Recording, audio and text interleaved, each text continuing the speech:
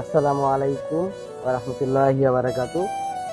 আমরা খাওয়া দাওয়া শেষে বাড়ি ফেরার পথে একটা জায়গায় দেখলাম, তো খুব সুন্দর লাগলো।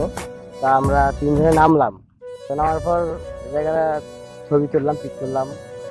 তো আমার সাথে যে আছে, যে আমার বন্ধু, তো তাকে আমি জিজ্ঞেস করতেছি যে আপনার এই জায়গাটা আসলে কেমন লাগতেছে বা অনুভূতিটা কি, আপনি যদি বলতেন একটু।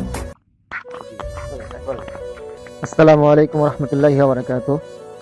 তো আলহামদুলিল্লাহ, আমরা দুপুরে লাঞ্চ করে বাড়ির যাওয়ার পথেই একটি সুন্দর দৃশ্য দেখলাম। তো দেখে আসলে মুগ্ধ হয়ে এখানে নেমে পড়লাম। নামার পর আমরা কিছু পিকচার তুললাম, আবার বন্ধুদের সঙ্গে একটু আড্ডাও করলাম। এরপর আসলে দৃশ্যগুলো যেমন আমাদের এই সুন্দর ধান ক্ষেত, এটা আসলে গ্রাম্য বাংলার একটা ঐতিহ্য। এই ধানের মাধ্যমে আসলে আমরা অনেক মূল্য পেয়ে থাকি সরকার থেকে বা বহিরাগত দেশ থেকে। এরপরে সুন্দর সুন্দর গাছ, এগুলো দেখে আসলে মনটা মুগ্ধ হয়ে গিয়েছে। যার কারণে এখানে নেমে আমরা একটু পিকচার ক্যাপচার করলাম। এরপর বন্ধুরা একটু আড্ডা দিলাম। তো আলহামদুলিল্লাহ খুব ভালো লাগলো। তো যাই হোক, আপনারা আসতে পারেন। এটি হচ্ছে পায়রাবন্দ এলাকা, শাহ আমানত পামের একটু সামনে আর কি, কলেজবাড়ি রোডে। আপনারা এসে সুন্দরভাবে দেখতে পারবেন ইনশাআল্লাহ। তো ধন্যবাদ সবাইকে।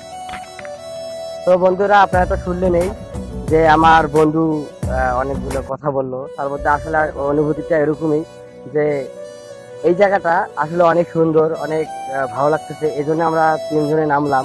তো নামার পর দেখলাম আসলে অনেক সুন্দর, ভিউটা দেখেন আপনারা, অনেক সুন্দর। তো আমার আরেক বন্ধু আমার কাছে চলে আসছে। তো তাকে আমি কিছু বলবো যে আসলে তার কি অনুভূতি, মানে তার কেমন লাগলো যে এই জায়গাটা আমরা যে হাঁটতেছি এখন এই পর্যন্ত। তা তোমার কি অনুভূতি একটু জানাবো সবাইকে। আসসালামু আলাইকুম। আমাদের এদিকে যাচ্ছি, এখানে অনেক সুন্দর পরিবেশ, ঘুরতে অনেক ভালো লাগে। মাঝে মধ্যে একটু ঘুরলে শরীর বা মন অনেক ফ্রেশ হয়। এই জায়গাটা অনেক সুন্দর, আপনারা আসবেন, দেখবেন, অবশ্যই ভালো লাগবে।